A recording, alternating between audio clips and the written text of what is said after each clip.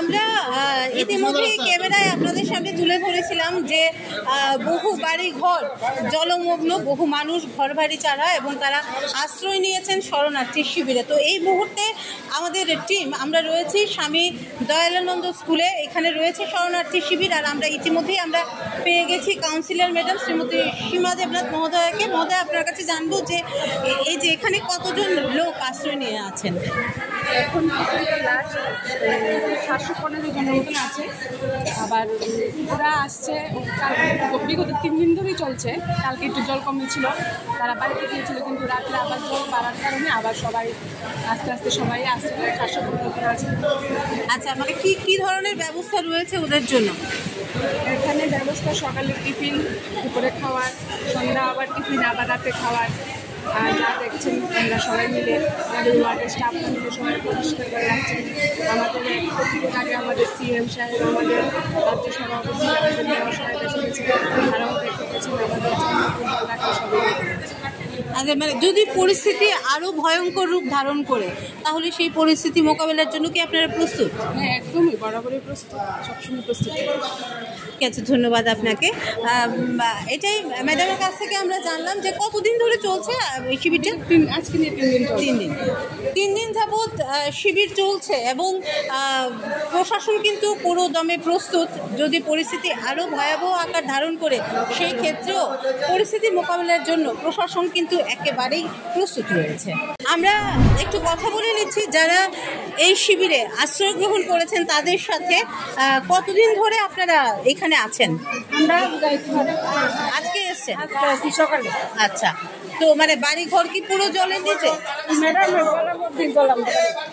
আচ্ছা, তো মানে এখানে যে আপনারা এসছেন এখানে মানে পরিষেবা কিরকম পাচ্ছেন? ভালো, খুব ভালো। আপনি কতদিন থেকে আছেন এখানে? 12টার সময় এসছেন।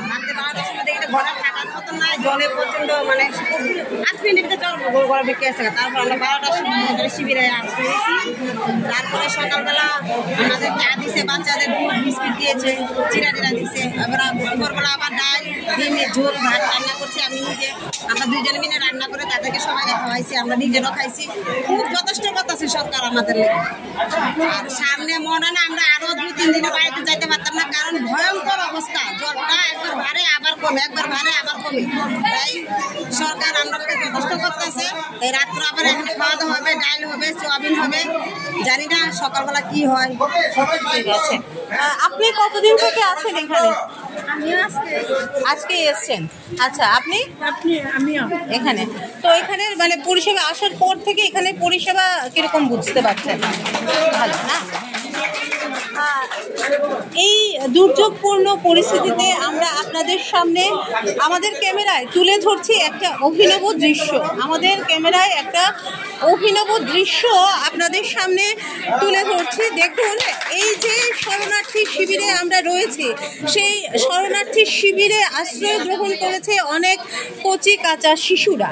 আর এই কচি কাঁচা শিশুরা যেন কোনোভাবেই আতঙ্কিত না হয়, এই দুর্যোগপূর্ণ পরিস্থিতিতে যেন তারা কোনোভাবেই ভয় না পায়, তারা যেন হাসি খুশি থাকতে পারে, তারা যেন আনন্দে থাকতে পারে। তার জন্য দেখুন এখানে যারা উদ্যোক্তারা রয়েছেন তাদের বাচ্চাদেরকে মনোরঞ্জন করছেন, বাচ্চাদের সাথে খেলাধুলো করছেন, বাচ্চাদের সাথে সময় কাটাচ্ছেন, যেন তারা এই যে শিবিরে আশ্রয় গ্রহণ করে তারা যেন একাকিত্ব বোধ না করে, তারা যেন কোনোভাবে আতঙ্কিত না হয়। তাদের এই দুর্যোগপূর্ণ পরিস্থিতি যেন তাদের শিশু মনে কোনোভাবেই বিরূপ প্রতিক্রিয়া সৃষ্টি না করতে পারে, তাদের সেই হাসি খুশি আনন্দ উচ্ছ্বাসের মধ্যে রাখার জন্য আপ্রাণ চেষ্টা করে চলছেন। এই অভিনব চিত্র, অভিনব দৃশ্য আমরা আমাদের ক্যামেরায়, বিটিভি ত্রিপুরার ক্যামেরায় আমরা আপনাদের সামনে তুলে ধরছি।